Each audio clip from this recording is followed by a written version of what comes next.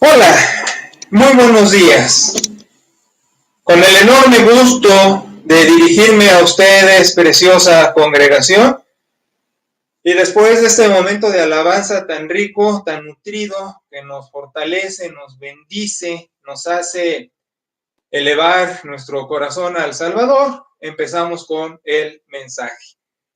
El texto para este día es Lucas capítulo 8, versículos del 40 en adelante, hasta terminar este capítulo 8.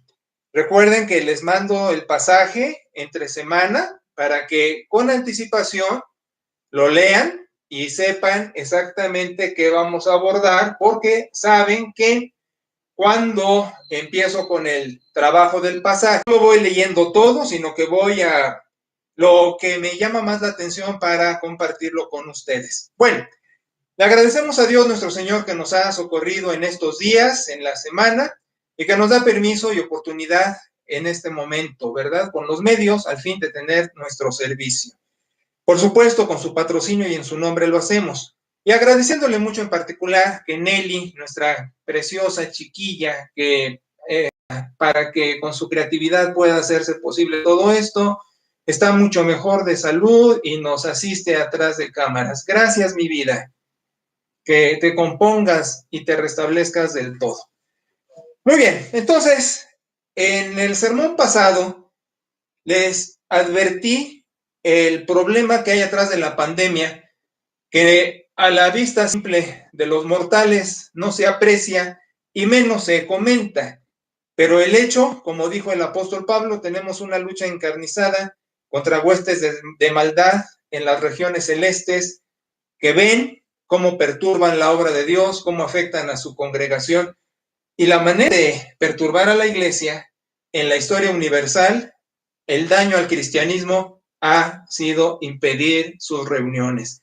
Desde que el cristianismo desde las primeras cartas de los apóstoles, no se diga en el periodo en que Juan escribe, la persecución, el destierro a Patmos, no se diga la etapa patrística, así conocida en la historia, donde se impedían los cultos, ¿verdad? Las reuniones, se tenían que ir a catacumbas. Y bueno, a lo largo de la historia universal, insisto, muchos episodios donde que no se reúnan los creyentes, que no se reúna la iglesia, porque la fuerza de la iglesia es esa. Así como una hoguera necesita leños, carboncito para agarrar su fuego, su fuerza, igual la iglesia con los miembros necesita estar congregada. Y como se les advirtió ayer y se les pide dar prioridad a esto, pues aunque sea con estos medios, ¿verdad? Pero estamos congregados en alabanza, en oración, en adoración y en el querigma, en la proclamación del mensaje, porque la iglesia milita, la iglesia es un ejército que no se va a dejar vencer y que aunque no podemos reunirnos físicamente, estamos reunidos en espíritu y a través de estos medios para que el Señor prevalezca, su iglesia gane, porque está anticipada la victoria, que nada va a prevalecer contra ella, y así en este tiempo, ahora una vez más, nos levantamos como los héroes de antes que con todos los estorbos nos reunimos para adorar y proclamar el nombre. Bueno, entonces, como sabemos que hay algo más atrás que quiere impedir que la iglesia se reúna, la victoria es de nuestro Señor Jesucristo y en su nombre estamos congregados. El pasaje tiene una cosa muy interesante y que vale la pena destacar, por eso el título, esto de la salud divina, esto como se está haciendo de la sanitización, la manera de desinfectar, ¿verdad?, los espacios, y una pregunta que puede surgir en todos nosotros. Bueno, una cosa es la fe y otra cosa son las medidas de salud. Hoy día se está pidiendo desde distintos foros, federal, estatal, municipal, y en varios estados, varios mensajes. Varios que mencionan la posibilidad de regresar a la actividad que se tenía antes. Claro, con ciertas modificaciones y precauciones, pero al fin regresar. Otros que están diciendo, vamos a tomar las cosas con más cuidado, vamos a tener precaución y vamos a prolongar el tiempo de resguardo. Las escuelas, por lo pronto, en nuestro estado ya no regresan. regresan hasta el siglo siguiente y van a dar por terminado muchas cosas a través de estos medios, ¿verdad? Entonces decimos, ¿qué vamos a hacer? Nosotros estamos viendo particularmente en Morelia un grave problema de indisciplina. Verán, muchos hemos llegado a Morelia de otros municipios, de otros estados, de entidades, como dicen, federativas, morelianos. Y conozco la sociedad moreliana, per se. Es una sociedad de carácter elitista, es una sociedad de carácter burguesa. Entiendo, Morelia también está compuesta de distintos mosaicos, pero al fin, la Morelia que yo conocí en los 70s, en los 80s del siglo pasado, una Morelia de carácter snob. Ahora, ha llegado gente y obviamente también de distintas estirpes. Y tenemos gente educada, civilizada, que ha llegado a acompañar al moreliano típico en el mismo nivel. Pero la verdad de las cosas es que Morelia también ha tenido una afluencia de mucha gente, de muchos estados, no solo es lo que es la zona centro en particular, sino de mucha gente de alrededor. Y la verdad es que Morelia ha perdido su categoría y su snob por snobismo, porque hay gente muy indisciplinada, muy irresponsable y que ha venido a darle una categoría a Morelia diferente de la que tuvo. Y me refiero en particular a lo que estamos viviendo, porque yo lo noto, yo me doy cuenta perfectamente, aunque manejo el confinamiento y salidas son necesariamente imprescindibles, lo veo que la gente que no es de cepa moreliana, ¿sí? Y que ha llegado de otros lados, es gente que es más irresponsable, es más indisciplinada, no le importan tanto las formas, y con esa falta de educación, yo veo un gran riesgo en que se están retomando muchas cosas que no deberían todavía porque no es oportuno. Este virus o bacteria, eso ya lo decidirán los especialistas en su mejor oportunidad, pero sí hace daño. Les he compartido en el chat de iglesia que el caso a través de con otras gentes de otras congregaciones nos han compartido exovejas de familia completa en deceso por el virus. Y lo trágico de que fueron muriendo en cuestión de días cada integrante de la familia con la agonía de eso de que puede recuperarse, de que los entuban, de que los pulmones, de que el corazón, todo eso que hace una situación de agonía realmente muy complicada, muy desgastante para todos y muy dolorosa.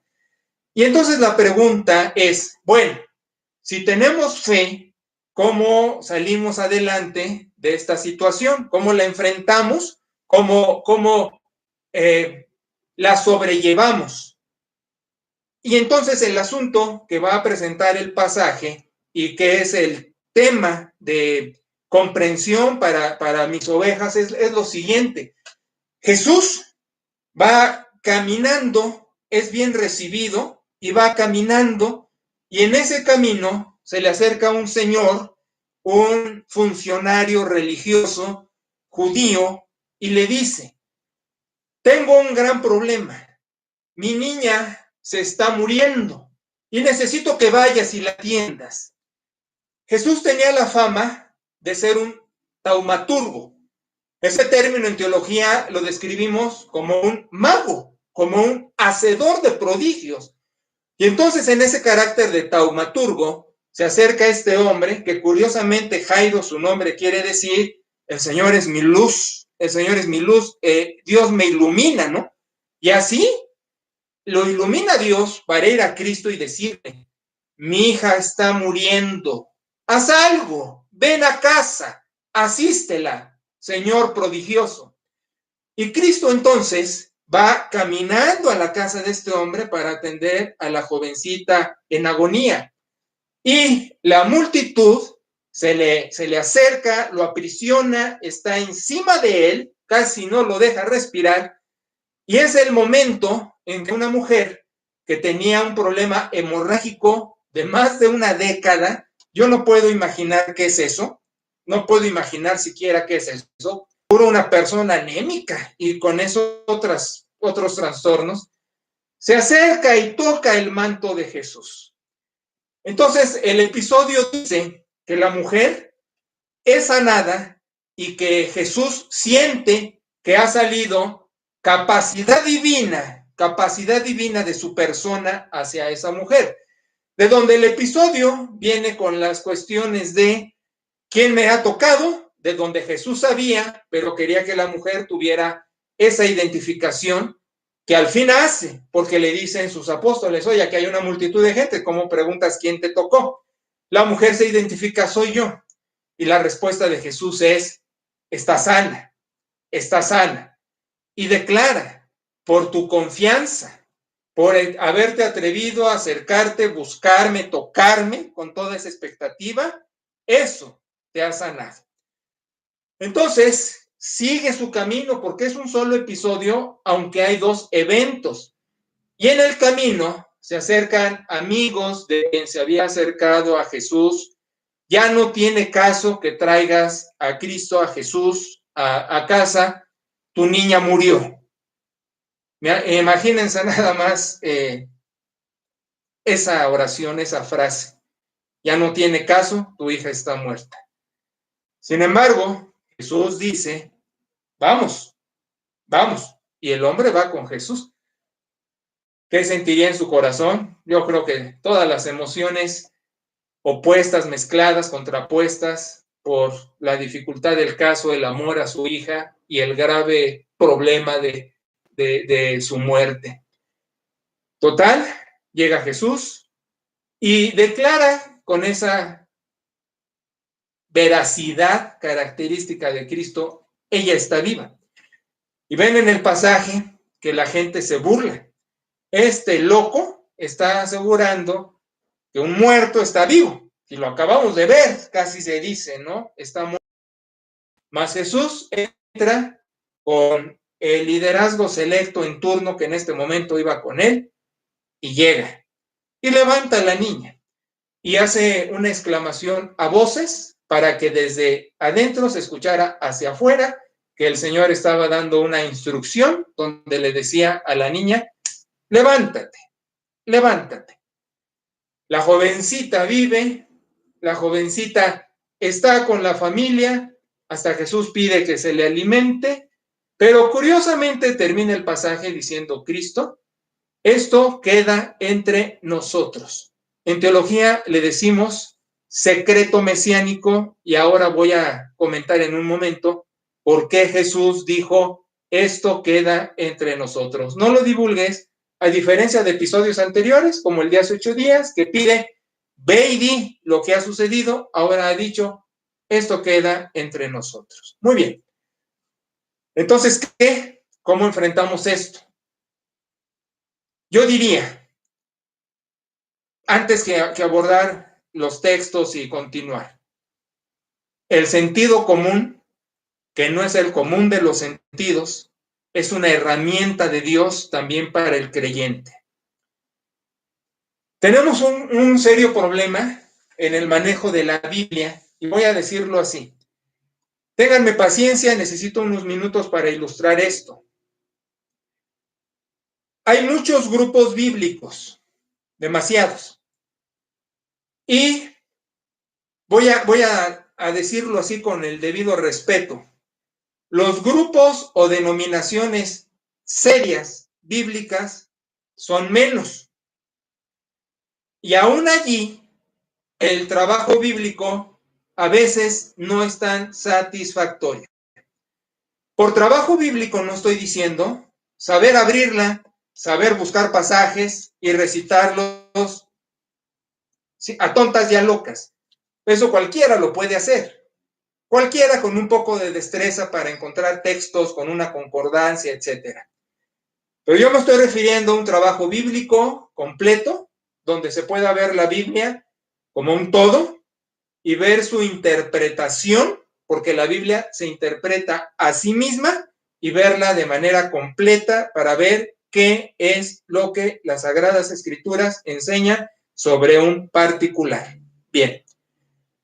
Como hay muchos grupos bíblicos y muchos muy improvisados, y muchos que han surgido en la modernidad, porque las denominaciones históricas que tenemos acta de nacimiento, por decirlo así, traemos un abolengo, como decía hace rato de los morelianos, con su abolengo propio. Las denominaciones históricas tenemos también abolengo, tenemos razón de ser en la historia universal, etcétera, que ese es un tronco enorme de donde salen muchísimas ramas y tienen ahora muchos nombres, no se denominan pentecostales, pero tienen en su trabajo bíblico, y no los llamo evangélicos porque no lo son, pero tienen en su manejo bíblico del don de lenguas mentado, es esto de la salud divina, y que Dios te tiene que curar a fuerza, y que si no te cura es que no tienes fe, y etcétera.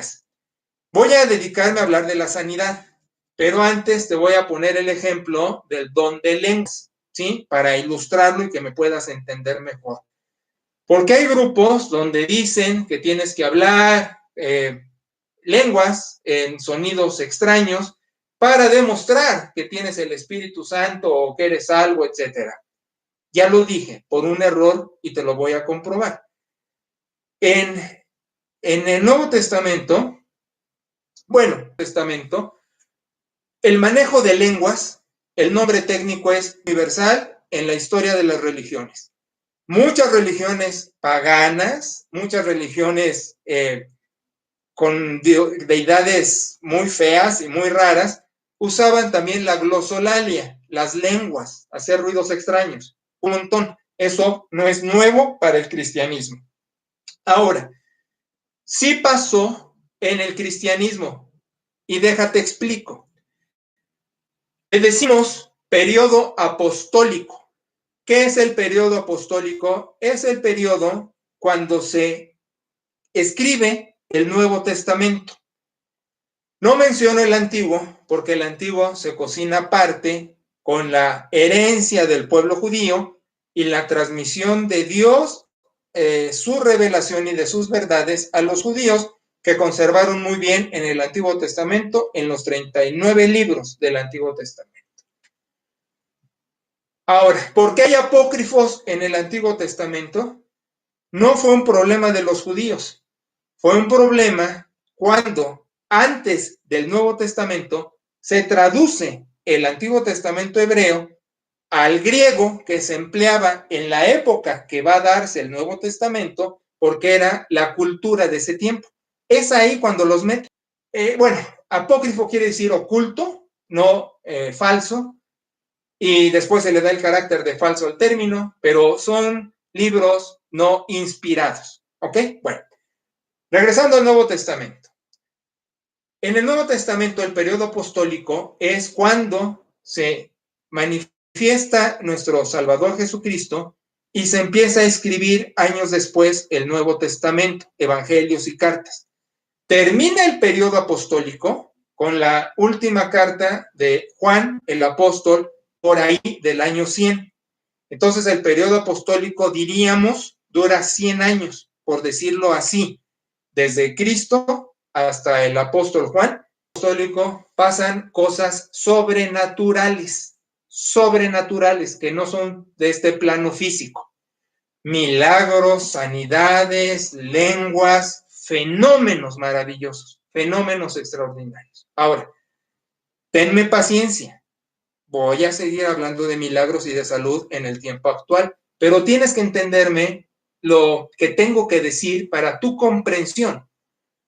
Entonces, se cierra el periodo apostólico y dice en Corintios 13, adrede de estas cosas, que van a terminar las lenguas, las profecías, los milagros, pero solo va a quedar el amor. Bueno, se cierra el periodo apostólico y la característica mayor de que está cerrado ese periodo de eventos sobrenaturales es que ya no se siguen escribiendo más Biblias, más cartas de la Biblia. Ya no puede alguien decir, yo recibí inspiración y me mandó Dios a escribir una nueva carta que se debe agregar a la Biblia. Por eso somos muy celosos de decir que el periodo apostólico tiene inicio y tiene finalización. Se cerró. Las iglesias de carácter carismático que manejan Biblia se atreven a decir que el que predica o el que está liderando la iglesia ha recibido una revelación y que entonces tiene que dirigirse a la gente con la misma autoridad como si fuera un escritor bíblico. Y eso es una herejía. Eso es un problema serio doctrinal, porque hoy día ya nadie recibe revelación para escribir más de la Biblia. Eso se terminó. Revelación está compuesta por 3 factores: inspiración, iluminación y manifestación. La inspiración es que en este tiempo al que me refiero, Dios se dirige a ciertas gentes para soplar, como en el examen de la escuela, sus verdades, soplar sus verdades y que estos las dejaran registradas por escrito. Esa es la inspiración. La iluminación es que hoy día, con la ayuda de Dios y herramientas de idiomas bíblicos, de teología, de hermenéutica, etcétera, puedas interpretar la Biblia. Eso se llama iluminación. Inspiración es escribirla, iluminación es entenderla. Y manifestación, la última parte de la revelación de Dios, implica que Dios puede hacerse notar de la manera que se le pegue la gana, como quiera. ¿Ok? Bueno. Ahora bien, si el periodo apostólico quedó cerrado, entonces las manifestaciones de carácter sobrenatural quedaron terminadas. Espérate, no te impacientes. Me estás diciendo, pero yo he visto salud de Dios, he visto milagros. Sí, espérame, te voy a decir por qué, pero aguanta. Las lenguas. ¿Por qué hay grupos que insisten que hoy se da ese fenómeno? Por engaño diabólico, por sugestión, por manipulación, por la charlatanería o por lo que se te antoje más, pero no es de Dios. Y te digo por qué. En el Nuevo Testamento, las lenguas, en nuestras versiones en español, vienen en 5 casos. Nada más 5 casos. 3 son del libro de Hechos. Una del Evangelio de Marcos y la otra en la carta a los Corintios. Primero empiezo con estas otras 2. En el Evangelio de Marcos, en el capítulo 16, para terminar ese capítulo, viene esa estrofa que dice: y los que creen en mi nombre harán que milagros, prodigios, hablarán lenguas, tomarán veneno y no les pasará nada. Ese texto es un texto añadido, no pertenece a la construcción del Nuevo Testamento. Por eso te digo, la iluminación, que es saber interpretar la Biblia, necesita herramientas. Estas herramientas también es, aparte de conocer los idiomas, ir a los registros donde está este material y comprobar su historicidad y su legitimidad. Se llama crítica textual. Entonces vemos en documentos más antiguos, en copias más viejas, que ese texto no aparece. Quiere decir que en la historia del cristianismo, al hacer traducciones, al hacer más versiones, a alguien se le antojó añadirlo. Y eso, decimos, no es material inspirado. Entonces, lo que está en el Evangelio de Marcos no es legítimo. El Evangelio de Marcos termina en el versículo 8, capítulo 16, versículos del 1 al 8. Ahí termina con esto de que las mujeres van a dar fe de la resurrección de Jesús. Y punto. Hasta ahí inspiró el Espíritu Santo. Lo demás, alguien lo metió. Bueno, entonces se cae ahí. Y hay grupos a los que me refiero que hacen cultos donde agarran víboras y hacen que los muerdan para comprobar que son cristianos. Fíjate nada más la barbaridad en base a la ignorancia.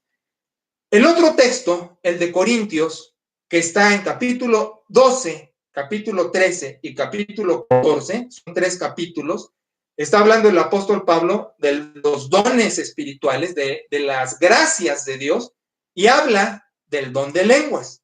Y empieza el capítulo 13 tan usado en las bodas y eso, que dice: si yo hablara lenguas humanas y angélicas y no tengo amor, nada soy. Y tú, que lo has leído mucho, hasta ahora vas a entender por qué trae Pablo eso de angélicas, porque es un sarcasmo. En Corinto, la gente decía, nuestro hablar en lenguas no se entiende porque es el idioma que hablan los ángeles. Y entonces Pablo va a corregir y va a decir, su idioma, dizque del cielo, es un error. Y en todo el capítulo 14 los regaña, porque dice, si hablan como las flautas o hacen ruido como las trompetas, porque para esto los de Corinto decían que hablar en lenguas era hacer ruidos guturales. Eso eran sus lenguas. Y decían, así hablan los ángeles. Y Pablo lo regaña. Dice, eso no es hablar en lenguas, lo dice con toda claridad en el capítulo 14. Entonces, ahí Pablo regaña el mal uso de las lenguas. Entonces vamos a hablar de hechos. ¿Qué pasa en hechos que hay lenguas? Contesto. En el tiempo de Jesús, en el tiempo del Nuevo Testamento, había 3 grupos de razas, nada más de manera general. O eras judío, o no eras judío, y eso se denomina gentil, porque ahí metían a todos los que no eran judíos, o eras un judío convertido al cristianismo. Nada más había esos 3. O eras judío, o no eras judío, o eras judío convertido al cristianismo. Las lenguas se les da en el libro de los Hechos a los 3 grupos, a los 3. Primero se les da en Pentecostés a judíos inconversos. Cuando están hablando las lenguas, dicen, allí lo puedes leer, estamos oyendo en nuestros idiomas, cretenses, árabes, etcétera, las maravillas de Dios. Hablaban idiomas conocidos por los que estaban allí. Era una manera de reunirse todos en esa fiesta y traían otros idiomas. Y entonces los creyentes hablan las lenguas, idiomas, en el lenguaje que podían entender los demás, idiomas conocidos. Entonces, a judíos se les da ese fenómeno. Luego, se le da a Pedro y Cornelio. ¿Te acuerdas que Pedro no quería ir a casa de Cornelio porque no era judío? Y Dios le da estos sueños donde le dice, ningún animal es inmundo, levántate, mata y come, ¿te acuerdas? Pues entonces así dice Pedro, con esa visión yo entiendo que puedo entrar a tu casa, Cornelio, y hablarte en lenguas. Y en esas lenguas, Cornelio en su idioma original estaba entendiendo el mensaje del evangelio. Y el último fenómeno, si ya hablamos de judíos y de gentiles, nos faltan judíos creyentes. Pasa en Hechos capítulo 18, donde Pablo se acerca con judíos convertidos que eran y les pregunta acerca de su fe y ellos no sabían muchas cosas. Y entonces Pablo los autentifica hablando lenguas con ellos. Entonces, a esos 3 grupos, judíos, inconversos, gentiles y judíos creyentes, se les dio las lenguas para que vieran que ningún grupo iba a ser más importante. Nada más con estos en Pentecostés se iban a sentir superiores que los otros 2. Tenía que haber equidad. A todo el mundo conocido de su tiempo, a todas las razas, se le dio esa manifestación. Había equidad. Ya te expliqué, Marcos es un añadido y en Corintios el apóstol regaña. Ahora, el apóstol en Corintios deja un paréntesis. Dice, sin embargo, si Dios quiere que esto se dé, se puede dar, claro, pero no como lo manejaba Corintios, porque eso de que hablaban como los ángeles, pues no. Si yo les pregunto, ¿han oído hablar un ángel? Capaz que me dicen que sí, y dicen, es mi esposa, ¿verdad? Bueno, pero en Corintios era otra cosa. Bien, entonces tú me dices, pero hoy se maneja por engaños y alguien empieza a gritar, van a gritar los demás. Si estás en el cine y aparece una escena de miedo y alguien se pone nervioso y gritó, los demás empiezan a gritar. Si alguien se ríe en una reunión y te contagia la risa, los demás se ríen. En una reunión de fiesta espiritual con música, alabanzas y empieza alguien a gritar y están en éxtasis, los demás van a empezar a gritar. Pero responsabilizo al liderazgo en turno por el mal manejo de ese fenómeno porque no es escritural, no es bíblico. Y con eso hablamos también de la sanidad. Cuando la gente dice, pasen noches de gloria, los voy a sanar, yo vi el absurdo de alguien que sanó a otro de estreñimiento. Y el mundo se reía a carcajadas de un predicador de estos que sale en la televisión, muy famoso, con mucha gente, aventando. Cuando se burlan así de la fe, bueno, entonces, ¿qué sucede con esos fenómenos? Lo mismo que de lenguas. Dios no se manifiesta a través de charlatanes que auguren la salud y la griten, que ellos pueden darla y pueden hacerla y piden a la gente que pase. No es el estilo de Dios. Oye, pero es que en el Nuevo Testamento vemos que pasa. Sí, pero es el periodo apostólico, es el periodo que empieza y que termina, de donde los fenómenos de ese corte ya no suceden hoy día, porque dejarían la puerta abierta para que cualquier tipo dijera, he recibido también revelación de Dios que está al nivel de sanidad o al nivel de lenguas y traigo una carta nueva de la Biblia que tenemos que agregar, que si no lo dicen así, si se atreven a decir desde el púlpito, yo estoy diciendo lo que Dios quiere para manipularlos a ustedes, eso no dicen, pero va implícito, y que hagan lo que yo quiero. Un error, porque el mejor teólogo, el mejor exégeta, el mejor lingüista va a decir, he hecho todo el trabajo debido para hacer una interpretación y me pongo en las manos de Dios, pero la palabra, su revelación, yo puedo darles una aportación y vamos caminando todos a la verdad. Pero de que yo te pueda decir, Dios dice, solo recitándote literalmente los textos sagrados. Pero yo no me atrevo en mi proclamación a decirte, Dios está diciéndote a través de mí. No, lo que se debe decir es, espero que Dios bendiga mi trabajo y que a través de mí pueda darte pistas para tu crecimiento espiritual, porque la última palabra la tiene Dios y no se diga, sobre todo, en su revelación, que no le quita el carácter profesional de trabajar el texto de la mejor manera posible, pero inundado en oración para que Dios bendiga ese quehacer. Pero entonces tu pregunta es en este momento, ¿y qué? ¿Dios no sana hoy día? ¿Y qué? ¿No hay milagros hoy día? Voy para allá. La vida es un milagro. Es un milagro que tengamos escrituras, después de que, como en el instituto lo están viendo mis alumnos todos los sábados, y aparece también en este canal, es un milagro que tengamos escrituras, porque el cristianismo siempre ha pasado por un montón de cosas, revueltas, problemas, sucesos, y es un milagro que podamos tener ediciones en nuestro idioma con sus problemas de añadido, con sus problemas de apócrifos, con lo que quieras, pero es un milagro que tengamos revelación. Es un milagro que tengamos iglesias.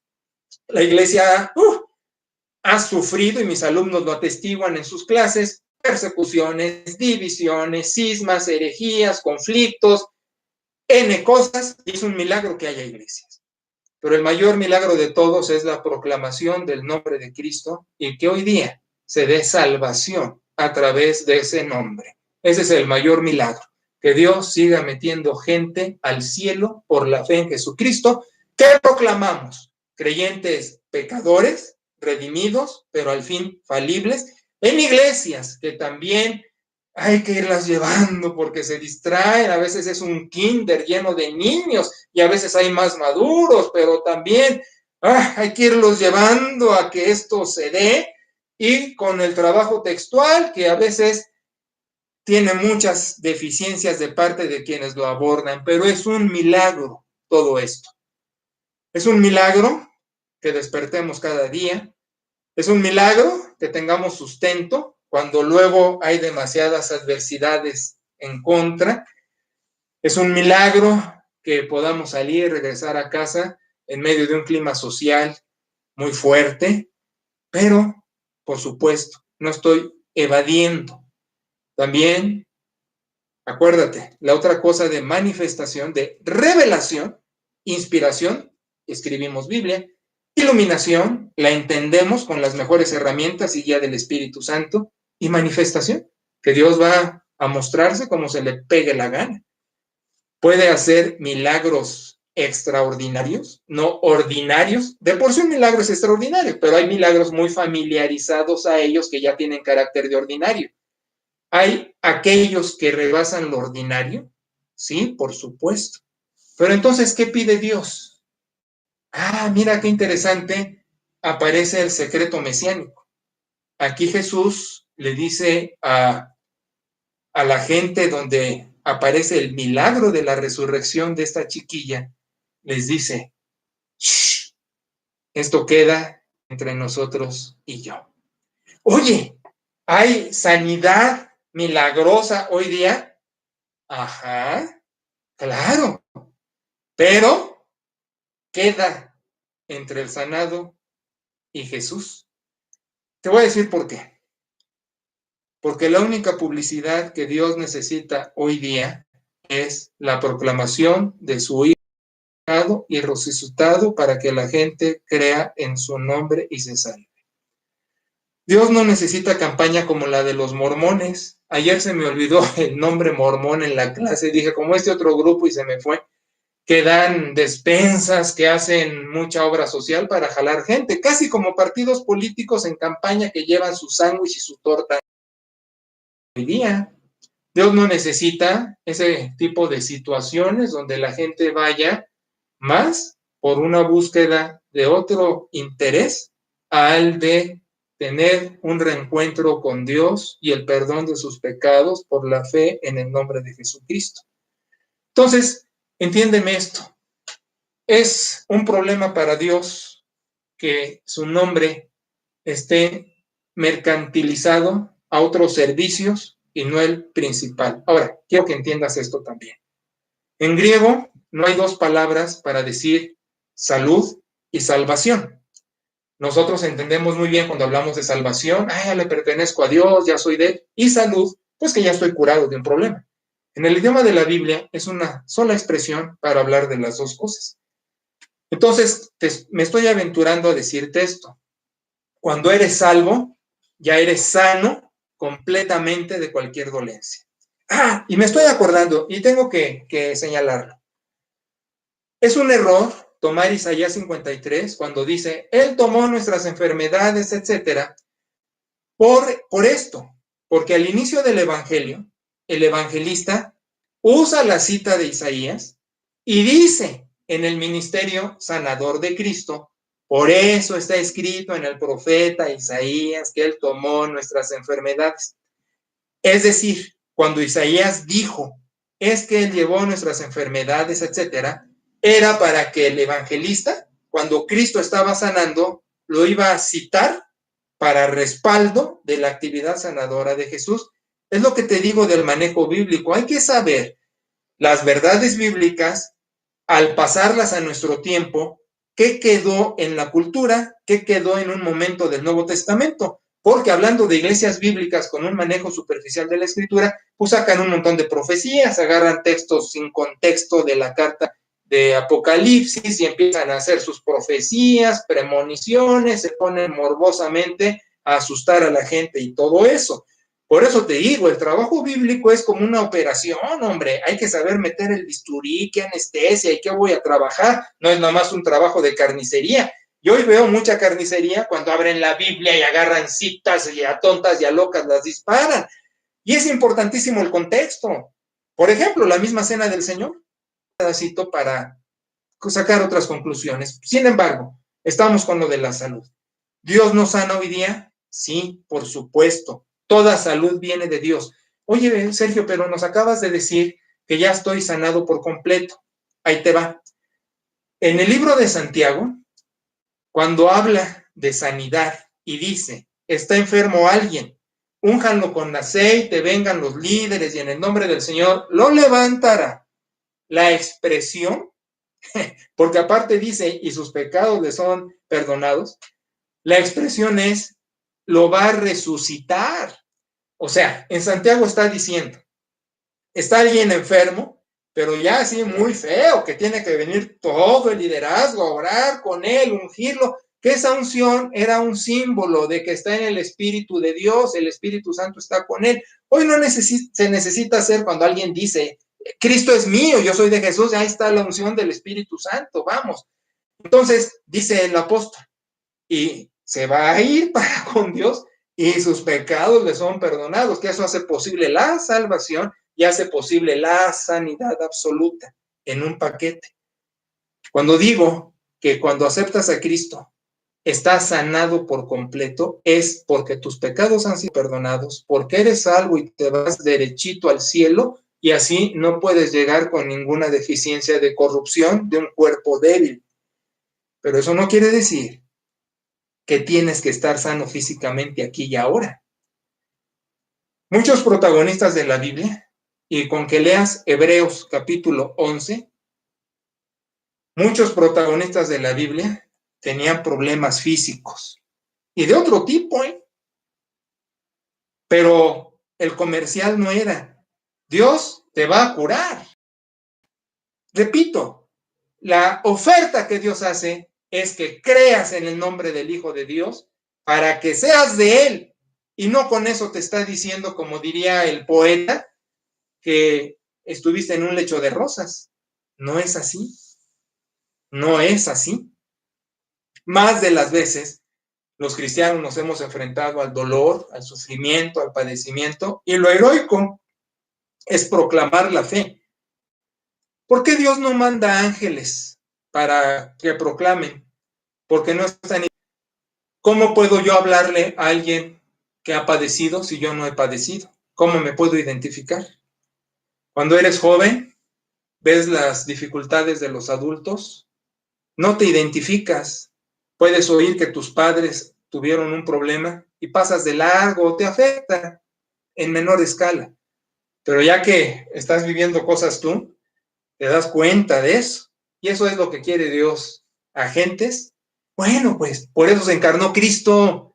Dice la Escritura, pasó todito lo que tú vayas y no está perfectamente identificado. Con eso ya mato todo lo demás.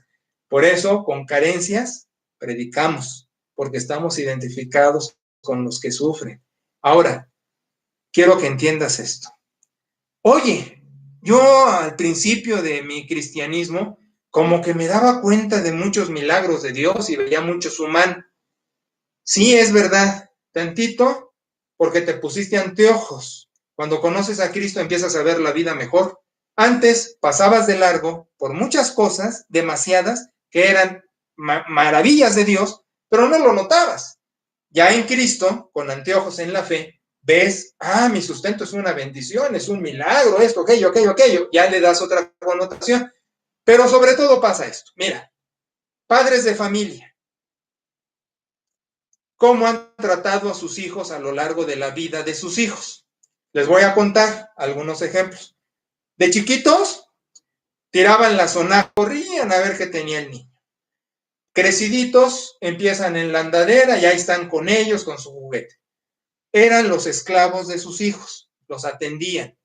Yo recuerdo cuando mis chiquillos me pedían en Jalapa, precisamente, muy pequeñitos, algo, porque la casa pastoral estaba fuera de la ciudad, vamos a decirlo así, a orillas de la ciudad.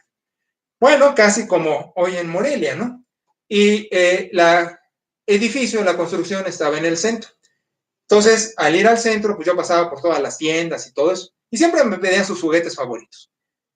Se los llevaba, claro, no llegaba yo sin ellos. Cuando fueron creciendo, te vas desprendiendo muchito y tantito de ser tan mimador y sobreprotector. La razón es obvia. Tienen que aprender a ser suficientes y a enfrentar su vida. Pasando el tiempo, vas desprendiéndote de estar encima de ellos, atendiéndolos, porque ya enfrentan la vida. Casados, ya viviendo sus vidas, estás para ayudarlos, te piden asesoría, estás para ayudarlos, pero ya no estás entrometido y ya no estás manteniéndolos, sino ya salen adelante ellos, ¿verdad? Y más de las veces te ocultan sus cosas porque las resuelven solos. ¿Por qué Dios tendría que ser diferente? Cuando tú empiezas la fe, siento que es muy consentidor. Te levanta la paleta y te da el dulce. Cuando llevas más años en la fe, como que extrañas, ¿no? Oye, Dios, me consentías mucho y ahora como que no noto que me consientas tanto. Y Dios dice, estás creciendo, hijo, te estoy dando recursos, tu inteligencia, sentido común, tu escuela, tus manos, tu trabajo, tus relaciones, tu familia, tu gente, tu iglesia. Te estoy dando recursos. Crece, madura. Ya no busques tanto auxilio tú, sino como auxiliar a otros, aprendiendo a auxiliarte a ti mismo. No quiere decir que Dios te va a abandonar, jamás, pero como un buen padre, como dice Hebreos también, que disciplina a sus hijos en amor, y no necesariamente es castigo, aunque allí lleva esa connotación, te está formando. Y a veces no ves al Dios apapachador de inicio, pero sigue siendo tu padre amoroso y va a asistirte y no va a dejar que te derrumbes. Entonces mi respuesta es, ¿Dios sigue haciendo milagros hoy? Claro. Dios sigue sanando, claro, pero te está dando herramientas, te da sentido común, te da doctores. Lucas, el que escribe esto, es médico y dijo, la mujer de hemorragia fue a doctores y no tuvo asistencia. Claro, primero busco al doctor, pero antes me encomendé al Señor. Me voy a tomar la medicina, pero antes me encomendé al Señor. Y más de las veces que Dios usará esas herramientas con su gracia divina, te levantará. Ahora, tienes que entender esta otra cosa. La enfermedad y la muerte también son instrumentos de Dios. ¿Cómo nos lleva a su presencia si no es por ese tránsito? Pero dice el salmista, Él me guiará más allá de la muerte. Nunca vamos a estar desamparados. Jamás, jamás. Con esta familia que te mencioné, que iban muriendo en estos días, uno por uno, de toda la familia, por el COVID-19. ¿No estuvieron en oración? Oh, ¿no nos pusieron en oración? Ah, ¿no estuvimos orando más familia? Uf, pero Dios dijo,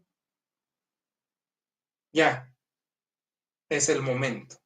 Porque te voy a decir la otra, como te dije hace 8 días, estará Satanás atrás de esto queriendo derrumbar la iglesia, pero la iglesia gana. Y estará habiendo muerte y dolor, pero Dios gana.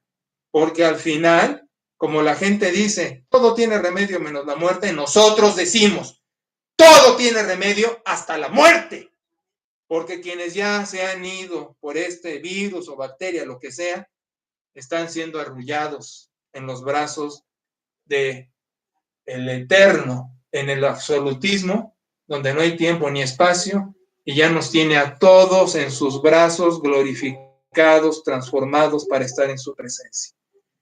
También son herramientas de Dios. Entonces, con este misterio de lo que está pasando y la malévola destrucción pretendida de la congregación de las iglesias, y que la iglesia va a vencer y que estamos encorajinados para seguir adelante y que estamos en el riesgo de un contagio, tomando las precauciones debidas. Algunos las toman con más énfasis, con más seriedad, otros las toman con precaución, con el debido cuidado, pero no pueden ser tan demandados en su cuidado o accidentalmente se puede pasar algo. A mí me llamó mucho la atención del caso de una persona que dio su testimonio de que no salía, de que estaba guardado y así se contagió.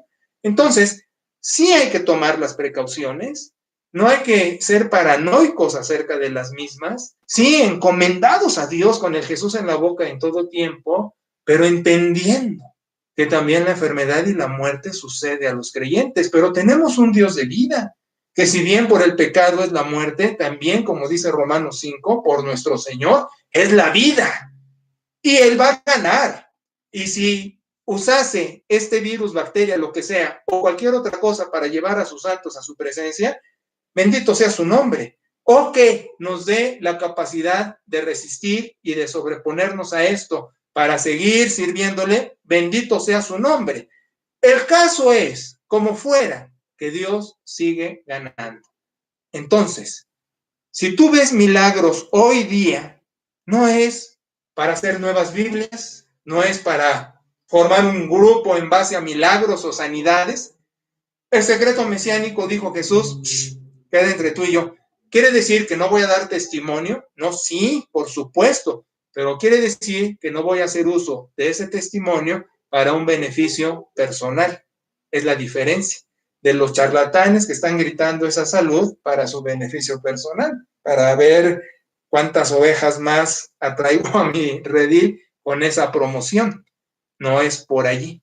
Entonces, tiene que quedar bien entendido lo que es el periodo apostólico y esto de que hasta con la sombra curaban. Eso tuvo final. Pero en el entendido de que la manifestación Dios sigue haciendo como se le antoje.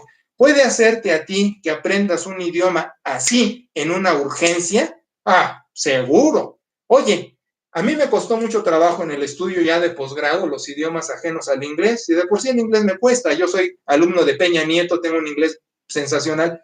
En las lecturas en alemán, en lecturas en francés de textos teológicos, ay, como que se me patinaba la reversa. Sin embargo, hebreo, arameo, que no tienen nada que ver con nuestra raíz de lingüística, y el griego, me costó, pero los aprendí. Y los aprendí que a lo largo de tantos años en el pastorado, sigo haciendo pues cada día, cada noche, de martes a viernes, te mando una traducción, abro el texto, veo el texto en el idioma, te mando la traducción en el equivalente dinámico para que sea más contemporáneo. ¿Ahí está haciendo un milagro Dios? Sin duda. ¿Pero qué? ¿Estoy haciendo de eso algo mercantil? Para nada. Es el secreto mesiánico, eso es entre tú y yo. Entonces, igual la salud.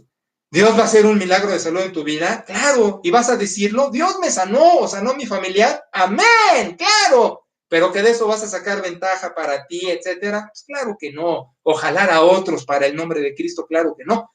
Porque para jalar a otros al nombre de Cristo es porque el Hijo de Dios fue crucificado en la cruz y porque resucitó al tercer día y porque quiere perdonar los pecados y porque la gente tiene que llegar a Él en humillación y en arrepentimiento para la salvación de su persona. Ese es el mensaje del cristianismo. Entonces, espero que haya quedado claro, espero que entiendas que estás en el nombre del Señor, espero que entiendas que tienes que tomar precauciones debidas, espero que entiendas que va a haber creyentes que van a pasar la dura por esto o por otras cosas, que se haga la voluntad de Dios. Está el caso del pastor de la primera iglesia bautista de México, que no querían que se divulgara. Yo digo, es cuando más se tiene que hacer oración entre todos, y el hombre sí está grave y está entubado, pero no se divulgue. Yo sí lo divulgo, y voy a decir, estamos en oración por el hermano Escobar. ¿Puede llevárselo Dios? Sí. ¿Puede curarlo? ¿Que se haga su voluntad? Ajá. ¿Afecta nuestra fe? No. ¿Nos seguimos encomendando a Él? Por supuesto. ¿Esto lo está trabajando Dios para su bien? Sin duda, porque es otra promesa. Los que amamos a Dios, todo es para Dios, o no se reúne, muchos van a quedar tibios, fríos, y de por sí ya están así, y voy a dañar la obra. No le va a hacer nada a la iglesia. Vamos a vencer. No le va a hacer nada a los creyentes. No, vamos a vencer. ¿Nos puede llevar la enfermedad y la muerte? Sí, sí es así, pero vamos a vencer. La iglesia vence porque Dios vence y porque tenemos un Señor de vida y de victoria. Entonces, seguimos enfrentando esta situación con el riesgo debido, con la precaución debida, pero siempre encomendados al nombre del Altísimo.